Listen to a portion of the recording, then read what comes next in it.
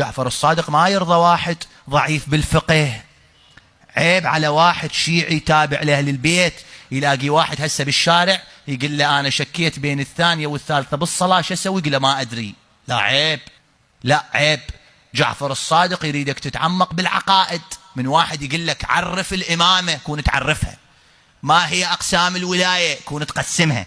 ما هي علامات الظهور، كون تعرفها. بعض الأفكار تلبس ملابس غير ملابس، نستجير بالله. مطلوب منك أن تكون واعي، تقرأ روايات أهل البيت، تقرأ أحاديث أهل البيت. شيعتنا كونوا زينا لنا ولا تكونوا شينا علينا. ثم بهذا الجانب هم حاول أن تصقل شنو؟ تصقل روحك وتنظف قلبك وتنظف باطنك حتى الله يفيض عليك. نظف طاستك الله يعبي لك. يقولون